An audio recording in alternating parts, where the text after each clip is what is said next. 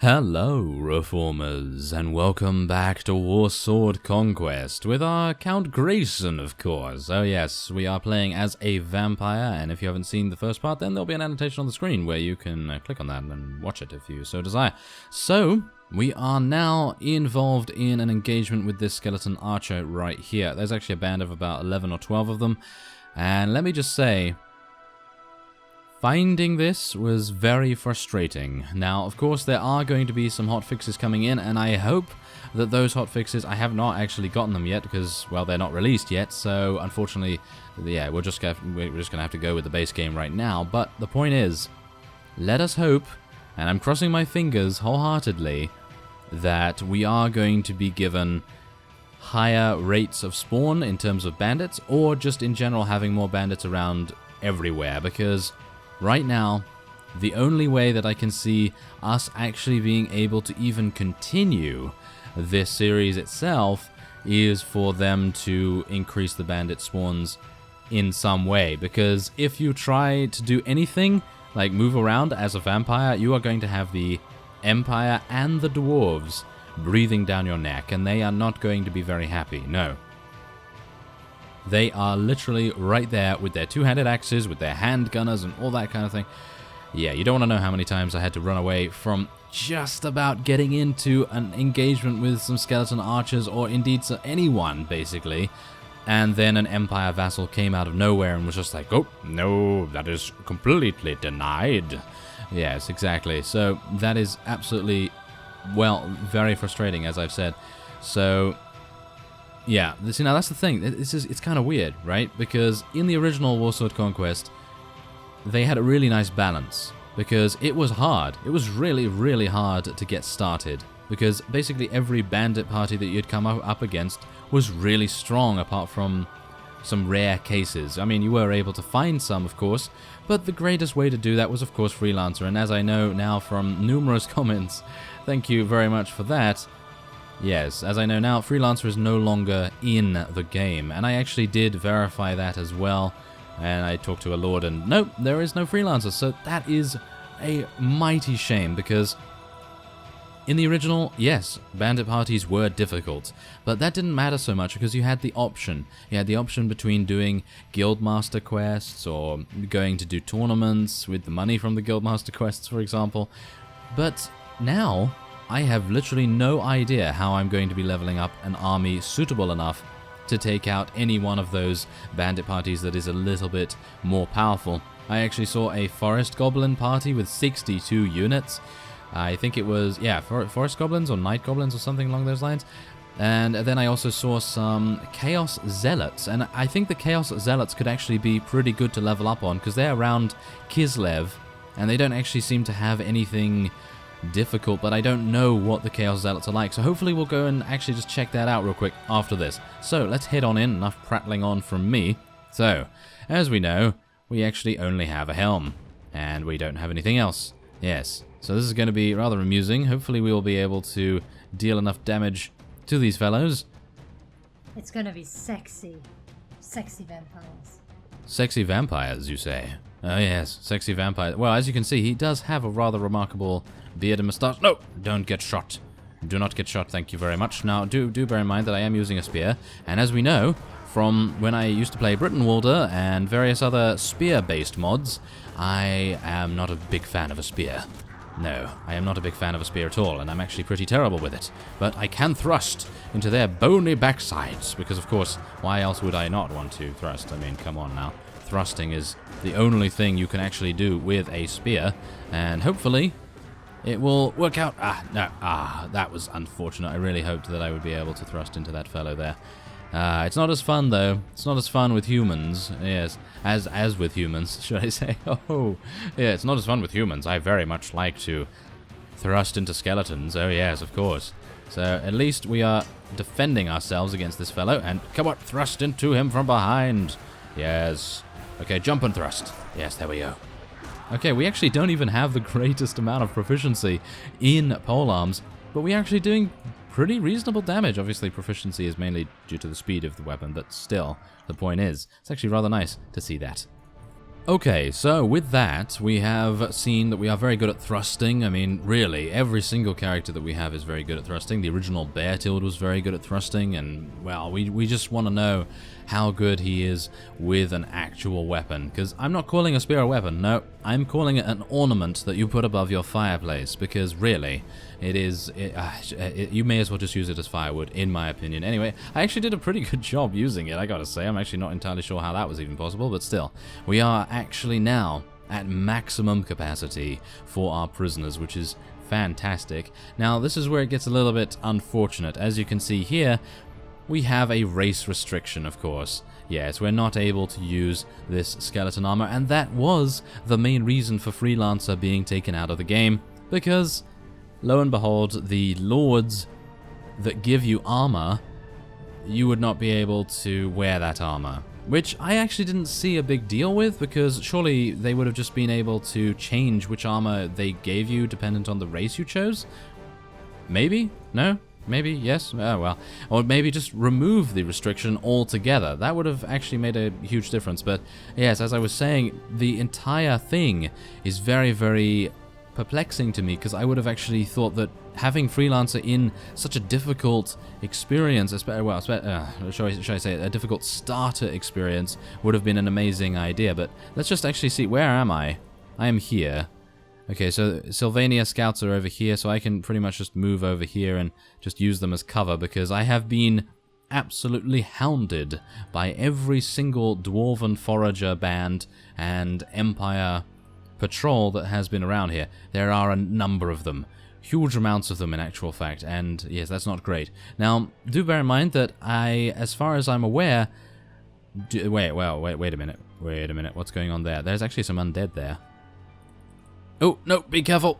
Oh, be careful. Yep, as you can see, because, of course, when you join a faction, you do have a slight, shall we say, passivity to the amounts of relation that you have. So, yes, to make that a little bit more clear, because I have no idea what I just said, it is actually meaning that the Empire and the Dwarven Kingdoms both hate us. Well, they don't hate us, they just mildly not like us, which is fine, because that's absolutely fine. I have no problem with that, but I do have a problem with being right next to them. And I suppose that is the main reason for the vampires, because vampires in general, I feel like they are most likely going to provide a much more difficult experience. And if I had Freelancer, I would be like, yes, no problem at all, and then give you a thumbs up, you know? And all that kind of thing. But yeah, so without Freelancer, I have a bad feeling that I will not be able to progress any further than what we currently have. Is it just me, or are there only companions in the taverns? Oh, there's a cult master here. Hello. Oh, hello there. What is this? This is new. Unless it's just a different kind of wording. Greetings, you look like a commander who gets about in the world. Maybe you would be interested in an arrangement with our brotherhood. What arrangement? As I am sure you know, the dark gods require frequent sacrifices from their worshippers, and for many they are not easy to come by, especially if they do not have the ability or time to go out and get their victims themselves. Our brotherhood aims to fill this gap by selling the victims to those who need them for a very profitable price. Is this a ransom broker? If it is, that is very cool. That is very cool retexturing, I have to say. You think I have the time to do your dirty work? Believe me, it would not take much effort. All we need are villagers of any race which you pick up in your army during your campaign. I am sure you do get some from time to time, and I'm also sure that they are poorly skilled fighters who are close to worthless on the battlefield. All I ask is that when you have some time, you come and see a member of the Brotherhood and we will take them off your hands. Oh, okay. We will provide you with fresh recruits. Oh my, good fighters with lots of potential. This might be the way to get troops and armies and so forth. Okay, who will end up as formidable warriors after a couple of months in your army. These troops will be of much more value to you. I do not have any villagers. And that makes me mad. That makes me very mad. It also makes me mad that there are no ransom brokers, but you can sell prisoners to the tavern keeper, but I'm actually unsure. Yeah, it's not all the same, but I guess I'm just going to sell these because, well, we need the cash, don't we? We need the cash to level up our ghouls and everything. And there's another skeleton. I have been mocked and ridiculed. Nope. That's not right. That is not right at all. So, let us get him in here. Yeah. There are obviously some textual things that need to be changed, but other than that, it's all looking absolutely fine. So, let's get a couple more zombies in the army here. Okay, so let's have a look. Let's get ghosts and skeleton warriors. Okay, so ghosts. Ooh, look at that. Oh yeah, that's very nice. Grave guards, of course. Not grave guards. We are going to be getting grave guards if they level up. And we have banshees here as well. Oh my, well that's actually really cool. Okay, so let's get some more ghouls. I really don't care about the skeleton archers that much. I really want to see what happens when the ghosts level up into banshees.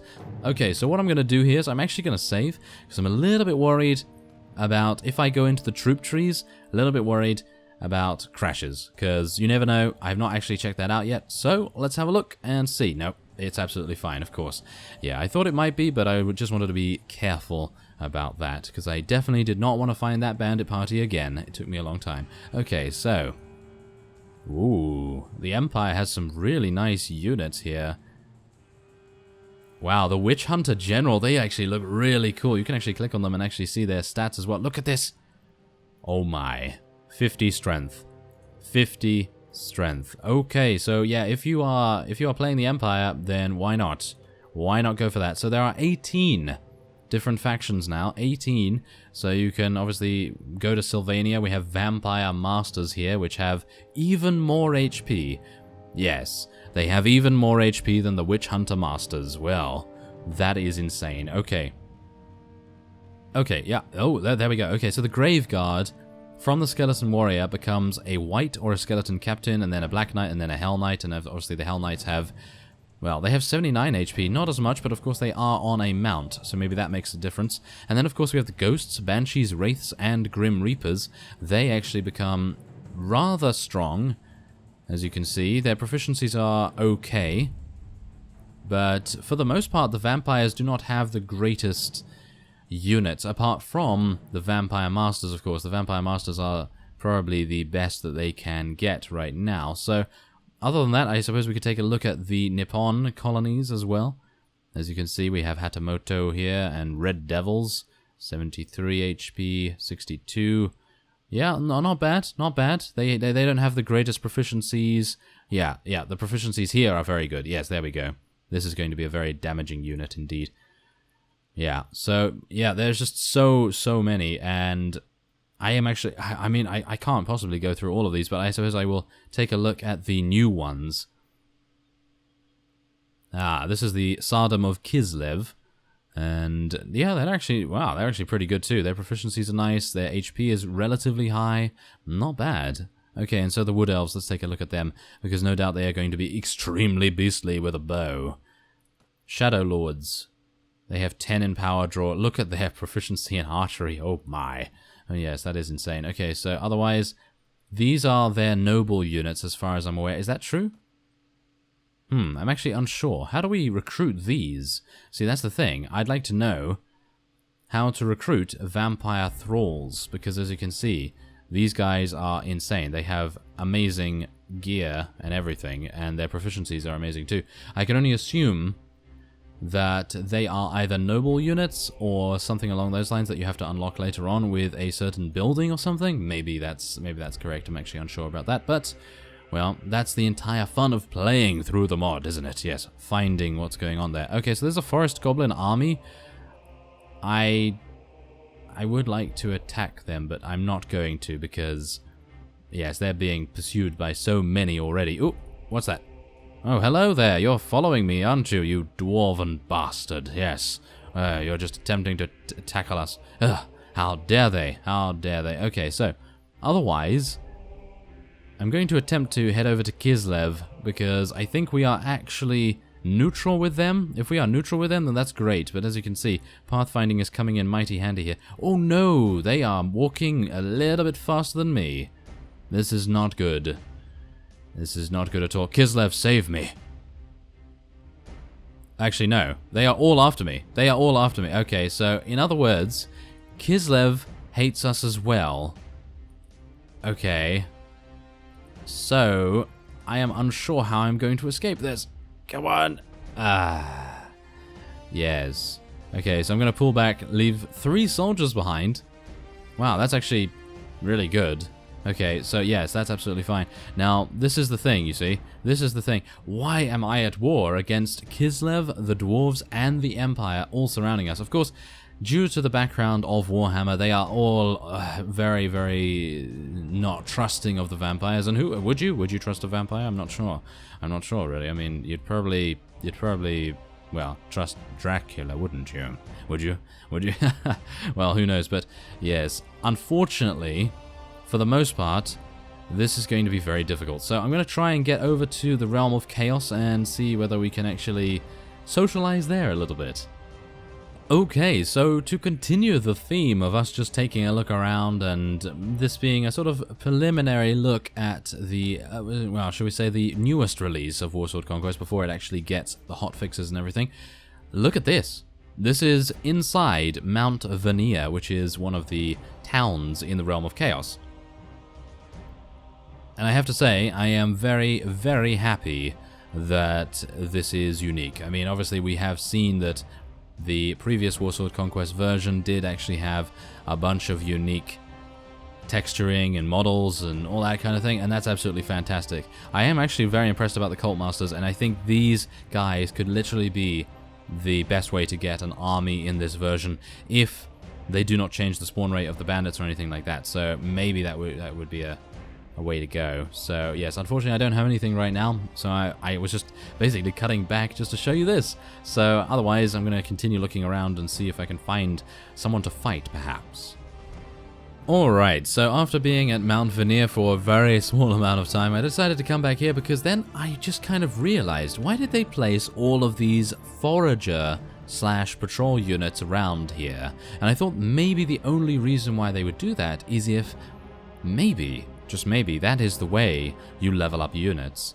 But again, I have a couple of people here. I have Dwarf Kingdom Scouts, and I have Empire of Sigmar Foragers. Now, I really don't want to attack the Empire of Sigmar, but they are running away from me, so I'm going to try and kill the Dwarves and see whether that is going to do something. Because as you can see, it actually makes no difference whatsoever to our relations with the kingdom itself, as far as I'm aware. So, we have 28 against their 10. Now, theoretically, we should win this based on numbers alone, even if we lose 1,000 units. And, of course, we have 1,000. I mean, literally, look at our army. I mean, this is 1,000 units, if ever I saw one. I mean, really, they are just beautiful, beautiful people, and they really are destined to be very good. Hello, Ghost. It's nice to see you, or not, as the case may be. Whoa, Ghost jokes. Ah, do we need Bill Murray to turn up here? Yes? No? Maybe? Ghostbusters? Okay, no, well, never mind. Okay, so let's have a look. Are we going to... Oh, no. This does not sound good. And this does not look good. The Ghost has no weapons? Does the Ghost have any weapons? I don't think the Ghost has any weapons. Is that true? If that is true, then I am very sad. If that is true, I am very sad. But we'll just find out. Let's just find out. Come on. Yes, there we go. We killed a dwarf quarreler, and now we are level 2. Isn't that about time? Whoa, the Ghost is actually killing things. The Ghost is killing things. So apparently they do have a weapon. I just can't see it. They're using some sort of ethereal energy or something along those lines. That sounds to be the case anyway, because I don't think they would give them literally nothing, right?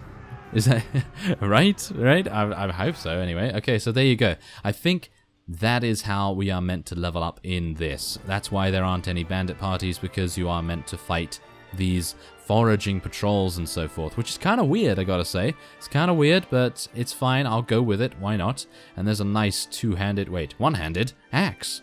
Well, very nice. Oh, okay. Yeah, that's actually rather good. I'm going to keep the spear as well, just in case we come up against some cavalry. But as you can see, there we go. That's actually pretty reasonable. Now, we are going to get some more ghosts, because I really want to see what's going on with them. Let's actually talk with them. No, we won't be able to see that, unfortunately. We're going to have to go to the troop tree to check out their gear. Okay, so ghosts. What do you have? Yes, ghost hands, ghost claw attack. There you go, ghost claw attack. So that is exactly the thing to attack with when you are a ghost, of course. Okay, so let's go over there and... Oh, I'm just going to kill some more dwarves. Let's do it. Kill some more dwarves. Yes, here we go. Okay. So, yeah, now this is slightly problematic because, of course, fighting these guys all the time is obviously eventually going to get you a very, very strong army.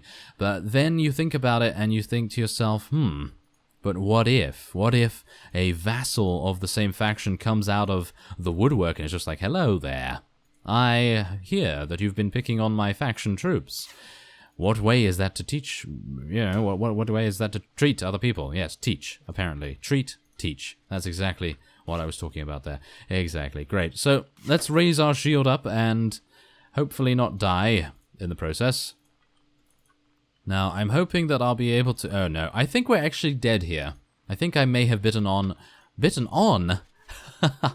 Okay, bitten off more than I can chew. Yes, true, chew. Yeah, great. Okay, so, fantastic. Let's just chew on this dwarf's face. Because we are a zombie, so why not? Wow, we're actually dealing some pretty nice damage, I've got to say. I'm really surprised at that. Okay, so come on. Ooh, I actually like the weapons quite a lot.